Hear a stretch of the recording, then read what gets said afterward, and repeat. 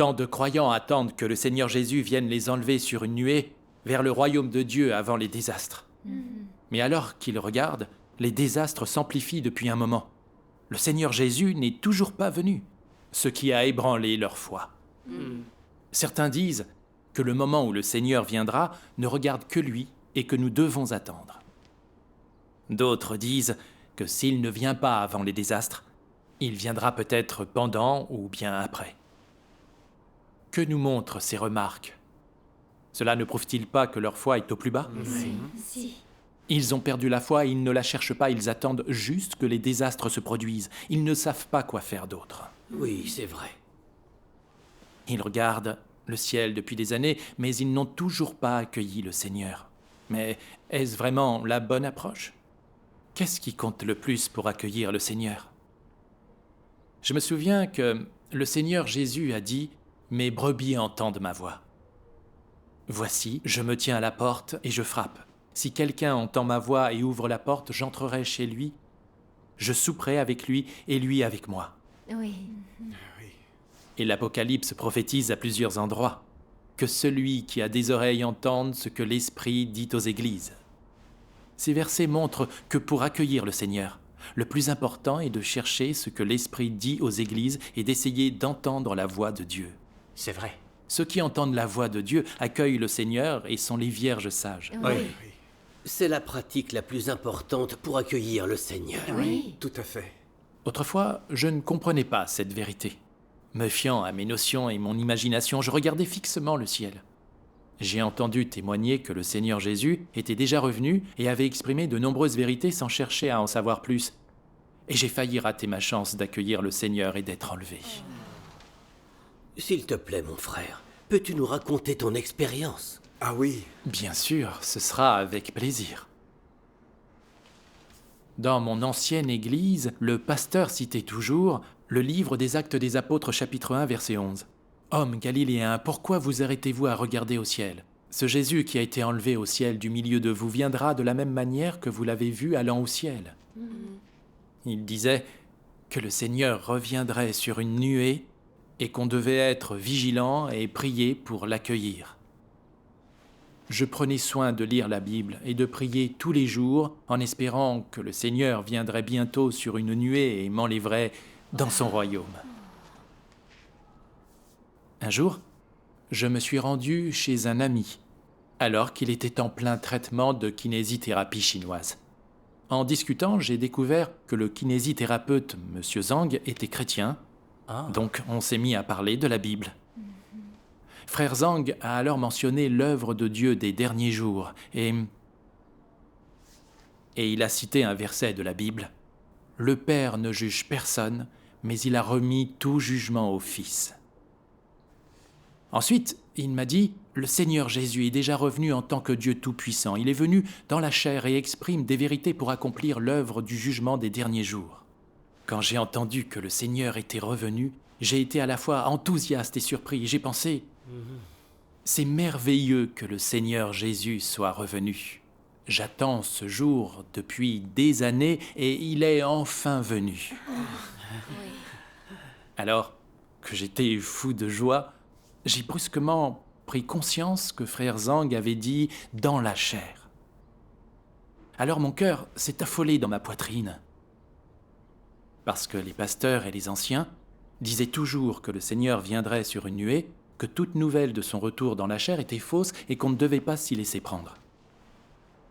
Alors, je me suis aussitôt méfié de frère Zhang. J'avais la foi depuis des années et j'avais beaucoup lu la Bible, mais je n'avais rien vu sur le Seigneur revenant dans la chair. Donc, je lui ai posé la question. Comment est-il possible que le Seigneur soit revenu dans la chair? Le livre des Actes des Apôtres, chapitre 1, verset 11 dit « Hommes galiléens, pourquoi vous arrêtez-vous à regarder au ciel? Ce Jésus qui a été enlevé au ciel du milieu de vous viendra de la même manière que vous l'avez vu allant au ciel. » Et l'Apocalypse, chapitre 1, verset 11 dit « Voici, il vient avec les nuées, et tout œil le verra, même ceux qui l'ont percé, et toutes les tribus de la terre se lamenteront à cause de lui. » Ces versets affirment que le Seigneur est parti sur une nuée et qu'il viendra aussi sur une nuée à son retour. Dire que le Seigneur est revenu sous une forme incarnée contredit ces prophéties bibliques. Il m'a adressé un sourire, puis il a répondu « Mon frère, il est vrai que la Bible mentionne la venue du Seigneur sur une nuée, mais ce n'est pas la seule sorte de prophétie sur la venue du Seigneur. C'est vrai. Exact. Il y a aussi de nombreuses prophéties qui disent qu'il viendra en secret dans la chair en tant que Fils de l'homme dans les derniers jours. Il a cité quelques autres versets. « Je viendrai comme un voleur. Pour ce qui est du jour ou de l'heure, personne ne le sait, ni les anges dans le ciel, ni le Fils, mais le Père seul. Oui. Au milieu de la nuit, on cria « Voici l'époux, allez à sa rencontre ». Il y avait aussi « Car, comme l'éclair resplendit et brille d'une extrémité du ciel à l'autre, ainsi sera le Fils de l'homme en son jour. Mais il faut auparavant qu'il souffre beaucoup et qu'il soit rejeté par cette génération. » Il a ensuite échangé sur ces versets bibliques, en m'expliquant que les prophéties qui disent « comme un voleur » et personne ne le sait, signifiaient que le Seigneur viendrait en secret, sans que personne ne le sache, et que même ceux qui le verraient ne le reconnaîtraient pas. Oui. Oui. Les prophéties mentionnent aussi le Fils de l'homme et la venue du Fils de l'homme. Les références au Fils de l'homme signifient qu'il est né d'un homme, qu'il est fait de chair et de sang et qu'il possède une humanité normale. Le Seigneur Jésus a été appelé le Christ, le Fils de l'homme. Il ressemblait à n'importe qui de l'extérieur. Il mangeait, s'habillait et vivait comme une personne normale parmi les humains. S'il s'était agi de l'Esprit de Dieu ou du corps spirituel du Seigneur Jésus après sa résurrection, il ne serait pas appelé le Fils de l'homme. Ainsi, lorsqu'on évoque la venue du Fils de l'homme, cela signifie que le Seigneur revient dans la chair. Très C'est juste. vrai. Frère Zhang a échangé. La venue du Seigneur sur une nuée serait sans doute un spectacle impressionnant qui bouleverserait le monde. Tous se prosterneraient et personne n'oserait s'opposer à lui. Mais pense à la prophétie du Seigneur. Mais il faut auparavant qu'il souffre beaucoup et qu'il soit rejeté par cette génération. Comment serait-elle accomplie ? C'est En vrai. effet. Il a aussi dit « Dieu ne peut souffrir et être rejeté par cette génération que s'il apparaît et œuvre dans la chair en tant que Fils de l'homme. » Oui. Oui. C'est comme quand le Seigneur Jésus est apparu et a œuvré. Ceux qui n'ont pas entendu la voix de Dieu, ni reconnu l'essence divine du Seigneur Jésus, se sont agrippés à leurs notions, se sont opposés à lui et l'ont condamné. Finalement, ils l'ont fait crucifier. C'est vrai. Donc, quand ces prophéties mentionnent la venue du Fils de l'homme comme un voleur et rejeté par cette génération, elles parlent du Seigneur revenant dans la chair et en secret en tant que Fils de l'homme. C'est bien ça, Exactement. oui. Cet échange m'a vraiment beaucoup surpris. Je n'aurais jamais imaginé qu'il y avait autant de prophéties bibliques sur le Seigneur revenant pour œuvrer en tant que Fils de l'homme. Je me suis demandé comment ne m'en suis-je pas aperçu alors que j'ai lu la Bible si souvent ? Pourquoi les pasteurs et les anciens n'en ont-ils jamais parlé ? Il n'en parle jamais. C'est vrai. J'ai dû admettre que le prêche de frère Zhang était d'un haut niveau et qu'il avait une compréhension originale de la Bible qui était irréfutable. Oui. Mais j'ai réfléchi. La Bible parlait bel et bien de la venue du Seigneur sur une nuée, et les pasteurs et les anciens nous disaient toujours que tout le reste était faux. Je me disais qu'ils connaissaient très bien la Bible et ne pouvaient pas mal l'interpréter. D'un autre côté, l'échange de frère Zhang était en accord avec la Bible. Je ne savais vraiment pas quoi penser. Je n'y comprenais plus rien. Et plus j'y réfléchissais, plus j'étais mal à l'aise. Je n'ai plus écouté son échange que d'une oreille, et j'ai trouvé un prétexte pour partir. Que s'est-il passé ensuite? Eh bien, je suis rentré chez moi, mais je n'ai pas réussi à me calmer. Cet échange que j'avais eu avec frère Zhang continuait de tourner en boucle dans mon esprit. Inquiet, j'ai pensé, si le Seigneur est vraiment revenu et que je ne m'y intéresse pas, ne vais-je pas rater ma chance de l'accueillir ? Oui. Mais alors j'ai pensé au passage de la Bible disant qu'il viendrait sur une nuée. C'était aussi ce que disait le clergé. J'avais peur de m'égarer dans ma foi. Je savais que c'était une question importante. Après ça, frère Zhang m'a invité plusieurs fois dans son église. J'étais partagé et je n'arrivais pas à me décider. J'ai fini par lui fournir comme excuse qu'il s'était passé quelque chose chez moi. Mais je ne me sentais pas en accord avec la volonté du Seigneur et je n'étais pas en paix. J'ai prié le Seigneur pour lui demander de me donner du discernement et de me guider. À ma grande surprise, Frère Zhang est passé chez moi quelques jours plus tard. Dieu soit loué. Comme j'avais mauvaise conscience après avoir refusé si souvent les invitations de Frère Zhang, je lui ai exposé tout ce qui me posait problème. J'ai dit, Frère Zhang, ce que tu as dit la dernière fois à propos du Seigneur revenant dans la chair et en secret en tant que Fils de l'homme semble en accord avec la Bible. Mais il y a une chose que je ne comprends pas. La Bible affirme clairement que le Seigneur reviendra sur une nuée. Il est dit dans l'Apocalypse, « Voici, il vient avec les nuées, et tout œil le verra, même ceux qui l'ont percé, et toutes les tribus de la terre se lamenteront à cause de lui. » Si le Seigneur est revenu dans la chair comme tu le prétends, comment cette prophétie concernant son retour, sur une nuée et à la vue de tous, peut-elle s'accomplir? N'est-ce pas contradictoire? Frère Zhang a souri, puis il m'a répondu « Toutes les prophéties sur le retour du Seigneur s'accompliront, il n'y a aucune contradiction. Ce sont juste des événements successifs. C'est vrai.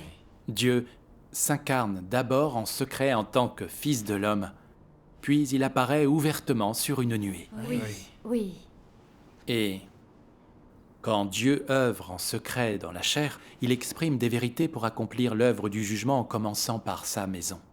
Ceux qui entendent sa voix et acceptent son œuvre des derniers jours sont les vierges sages qui seront élevées devant son trône. Ils acceptent le jugement des paroles de Dieu, et Dieu en fait des vainqueurs avant les désastres.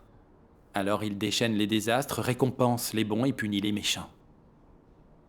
Quand les désastres seront passés, il apparaîtra ouvertement sur une nuée, et tous ceux qui se seront opposés au Christ des derniers jours et l'auront condamné verront que ce Dieu tout-puissant n'est autre que le Seigneur Jésus revenu.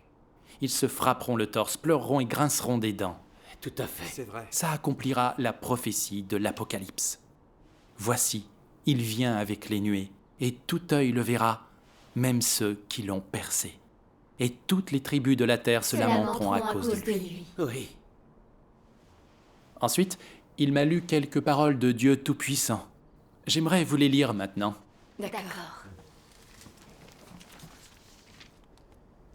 Beaucoup de gens ne se soucient peut-être pas de ce que je dis, mais je veux toujours dire à chaque soi-disant saint qui suit Jésus que quand vous verrez Jésus descendre du ciel sur une nuée blanche de vos propres yeux, ce sera l'apparition publique du soleil de justice. Peut-être que ce sera un moment de grande excitation pour toi, mais tu dois savoir que le moment où tu seras témoin de la descente de Jésus du ciel est aussi le moment où tu descendras en enfer pour être puni. Ce sera le temps de la fin du plan de gestion de Dieu, et ce sera quand Dieu récompensera le bien et punira les méchants. Car le jugement de Dieu aura pris fin avant que l'homme ne voie de signe, quand il n'y aura que l'expression de la vérité. Ceux qui acceptent la vérité sans chercher de signes et sont purifiés iront devant le trône de Dieu et seront étreints par le Créateur.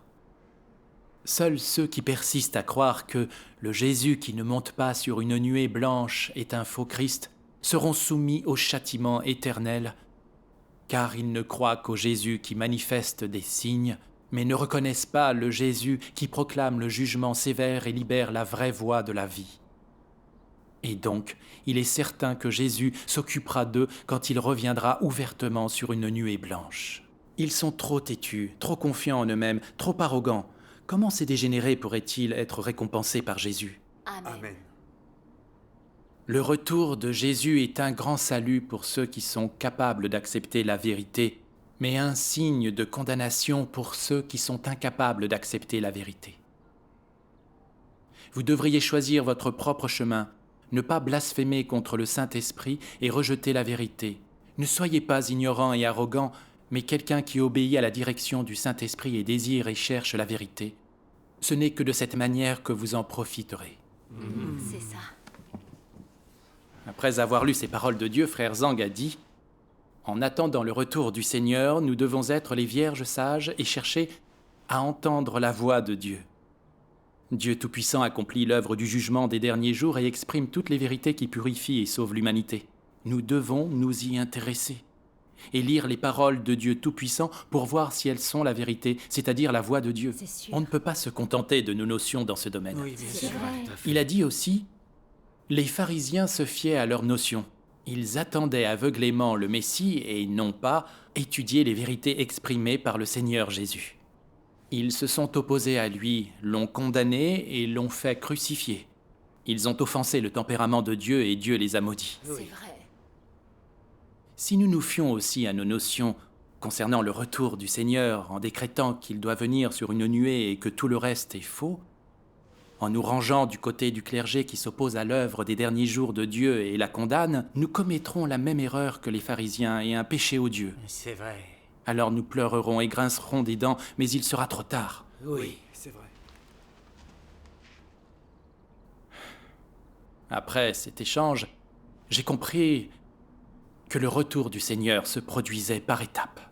Il accomplit d'abord son œuvre du jugement dans la chair et fait un groupe de vainqueurs, puis il vient ouvertement sur une nuée.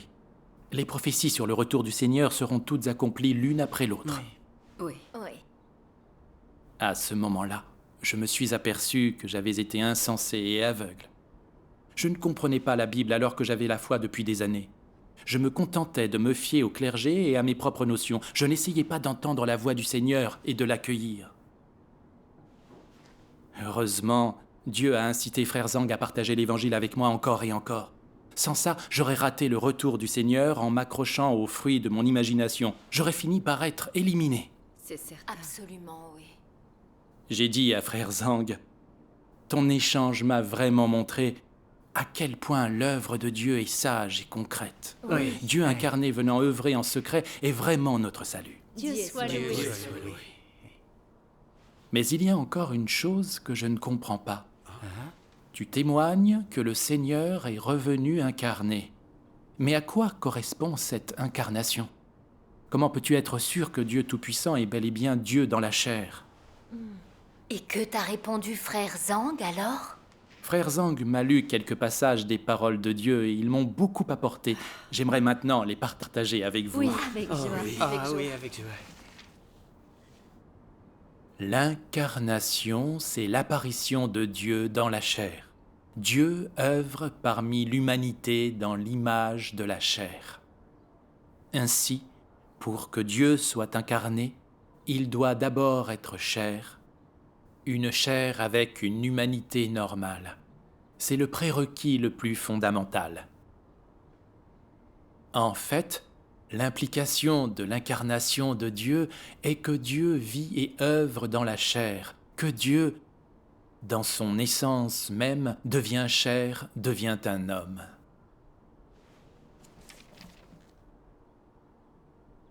Le Christ avec l'humanité normale est une chair dans laquelle l'esprit se réalise et possède l'humanité normale, la raison normale et la pensée humaine. Être réalisé signifie que Dieu se fait homme, l'esprit devient chair. Pour le dire plus clairement, c'est quand Dieu lui-même habite une chair avec une humanité normale, et par la chair de l'humanité normale exprime son œuvre divine. C'est ce que signifie être réalisé ou incarné.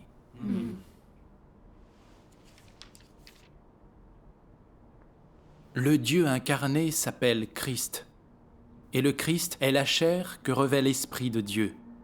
Cette chair ne ressemble à aucun homme qui est de chair. Christ n'est pas de chair ni de sang, il est l'incarnation de l'Esprit, voilà la différence.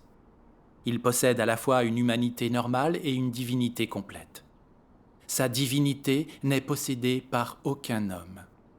Son humanité normale sustente toutes ses activités normales dans la chair, tandis que sa divinité réalise l'œuvre de Dieu lui-même.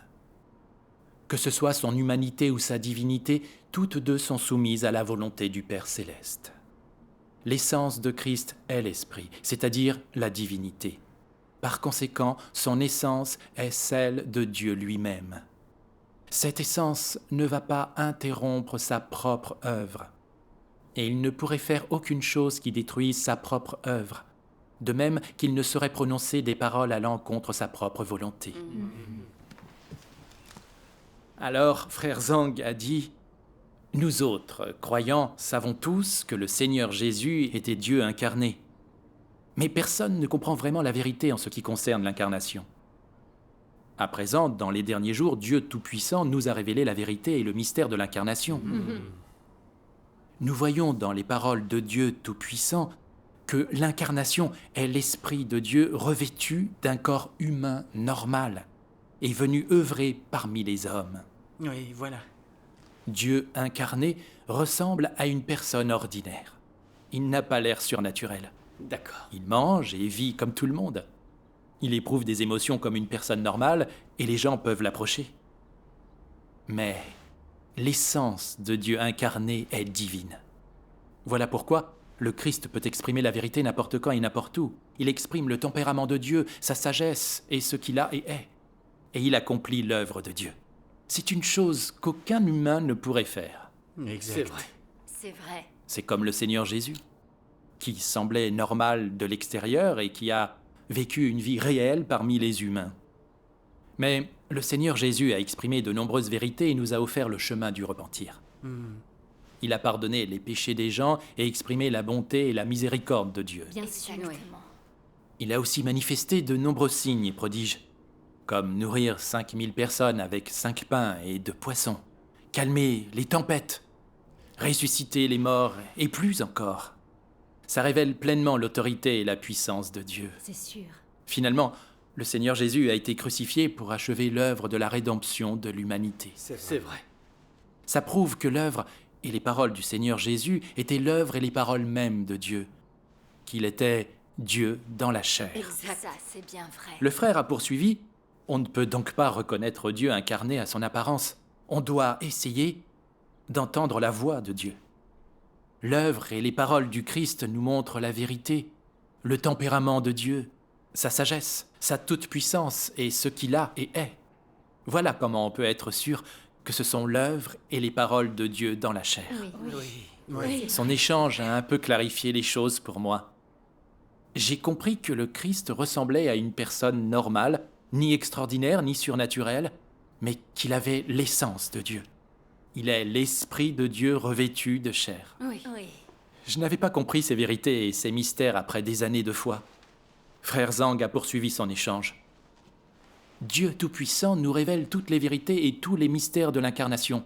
Si Dieu Tout-Puissant n'avait pas prononcé ces paroles dans les derniers jours, l'humanité corrompue n'aurait pas cru au Seigneur indéfiniment sans bien comprendre la vérité de l'incarnation, et personne n'aurait été capable de la deviner. C'est certain. C'est vrai. Dieu Tout-Puissant et le Seigneur Jésus sont semblables. De l'extérieur, ils semblent tout à fait normaux, sans rien d'extraordinaire. Mais Dieu Tout-Puissant exprime toutes les vérités qui purifient et sauvent l'humanité, et il accomplit l'œuvre du jugement en commençant par la maison de Dieu. C'est vrai. Puis il a dit, il a révélé les mystères du plan de gestion de 6000 ans de Dieu et le sens de son œuvre, les buts et la signification des 3 étapes de son œuvre.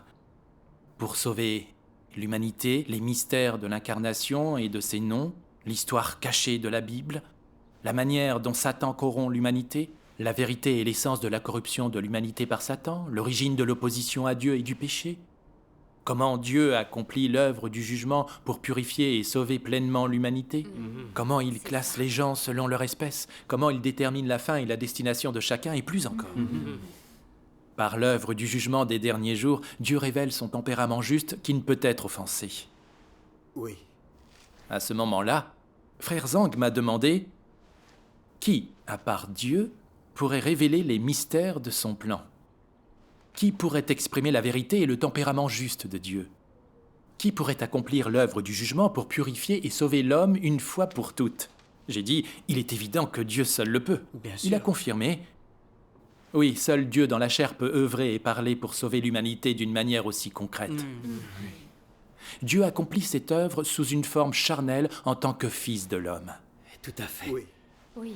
Alors il m'a dit que plus les gens lisaient les paroles de Dieu Tout-Puissant et expérimentaient son œuvre, plus ils étaient certains que toutes les paroles exprimées par Dieu Tout-Puissant étaient la vérité et la voix de Dieu. Les paroles de Dieu Tout-Puissant sont la preuve qu'il est le Christ des derniers jours, l'apparition du seul vrai Dieu. Oui. Amen. À ce stade, j'étais absolument fou de joie. J'ai dit, mon frère, je comprends maintenant. L'incarnation de Dieu est le plus grand mystère de la vérité. Oui, tout à fait. Dieu soit loué. Comme Dieu dans la chair exprime toutes les vérités et accomplit l'œuvre de Dieu, il est essentiel d'écouter sa voix pour accueillir le Seigneur. Quiconque peut exprimer la vérité et accomplir l'œuvre de Dieu est Dieu dans la chair. En entendant la voix de Dieu et en acceptant sa nouvelle œuvre, nous accueillons le Seigneur et sommes emmenés devant lui. Dieu soit loué. Il a dit, ta prise de conscience est entièrement due à l'éclairage du Saint-Esprit. Dieu soit Oui. loué. J'ai repensé à toutes les fois où j'avais rejeté l'œuvre de Dieu Tout-Puissant. Et je me suis haï d'avoir été aussi aveugle et insensé. J'avais la foi depuis des années, mais je ne connaissais toujours pas le Seigneur. Je m'agrippais à mes notions, attendant bêtement que le Seigneur vienne sur cette nuée sans essayer d'entendre sa voix pour l'accueillir. Quand j'ai entendu quelqu'un témoigner qu'il était revenu et qu'il exprimait des vérités et accomplissait l'œuvre du jugement dans les derniers jours, je ne m'y suis pas intéressé. J'ai failli fermer la porte au Seigneur. C'est vrai. Puis j'ai acquis la certitude que Dieu Tout-Puissant, qui a révélé toutes ces vérités et tous ces mystères, était le Seigneur Jésus revenu. Il est Dieu dans la chair. Dieu soit loué. Je remercie Dieu du fond du cœur. Plutôt que de m'abandonner à cause de mon esprit rebelle, Dieu a incité Frère Zhang à partager l'Évangile avec moi encore et encore, pour que j'entende la voix de Dieu et que je suive les pas de l'agneau. Dieu m'a témoigné un amour sans bornes. Dieu Tout-Puissant soit loué. Dieu soit loué. Dieu soit loué.